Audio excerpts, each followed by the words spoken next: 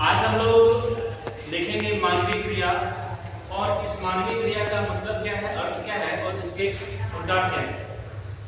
तो आप सबों को बता दें कि प्रत्येक मनुष्य की अपनी अपनी आवश्यकताएं होती हैं और इन आवश्यकताओं को पूरा करने के लिए मनुष्य विभिन्न प्रकार के काम करते हैं। प्रत्येक मनुष्य की अपनी आवश्यकता होती है और उन आवश्यकताओं को पूरा करने के लिए वह किसी न किसी तरीके से काम करेगा।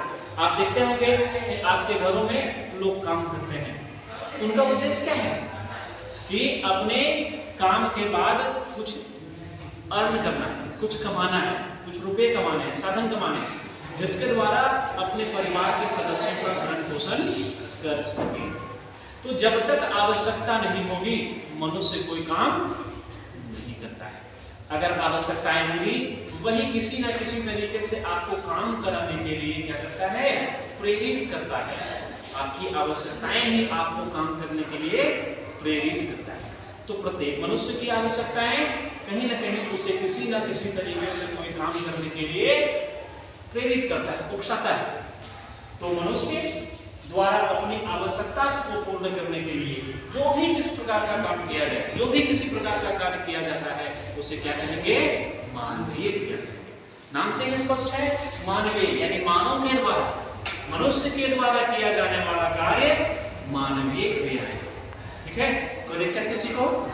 फिर से एक बार, मनुष्य की जो आवश्यकताएं हैं उन आवश्यकताओं को पूरा करने के लिए जो कार्य करता है क्या कहलाता है, मानवीय।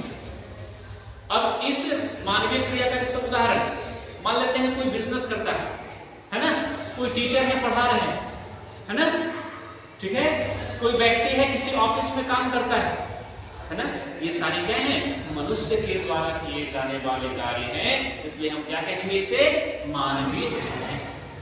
अब इन मानवीय क्रियाओं को हम क्या करते हैं, कार्य की प्रकृति के आधार पर, कार्य के नेचर के आधार पर, नेचर ऑफ वर्क के आधार पर हम लोग कितने भागों में बांटते हैं, दो भागों में।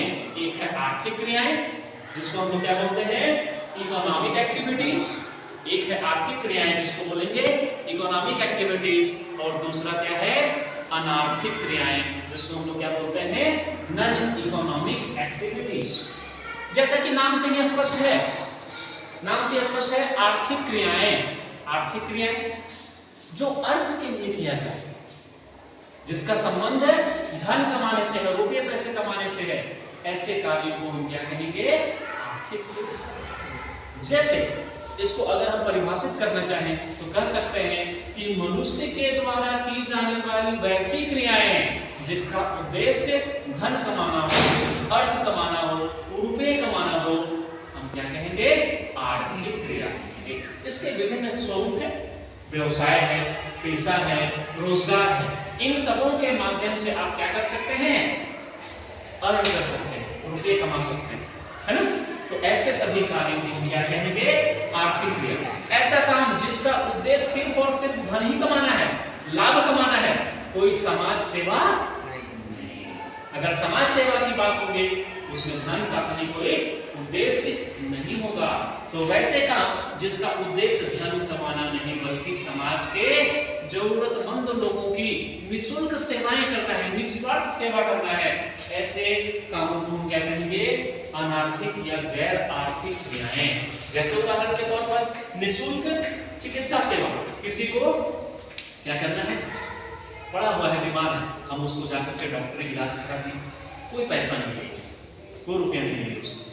किसी को हम निःशुल्क पढ़ा रहे हैं, किसी को दान दे दिए, है ना, किसी गरीब की सेवा कर रही है किसी भी रूप में। ये सारी जो गतिविधियां हैं, जो सारी क्रियाएं हैं, उनकी श्रेणी में आएंगी अनार्थिक या गैर आर्थिक क्रियाएं। तो आप समझ चुके हैं कि मनुष्य के द्वारा की जाने वाली क्रियाएं मानवीय क्रियाएं जानेंगी।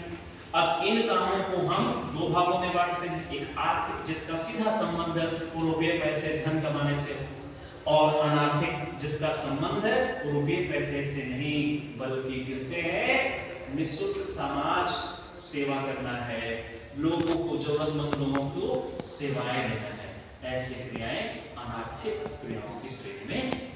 अगले क्लास में हम देखेंगे कि आर्थिक क्रियाएं में जो व्यवसाय है, पेशा है, रोजगार क्या है।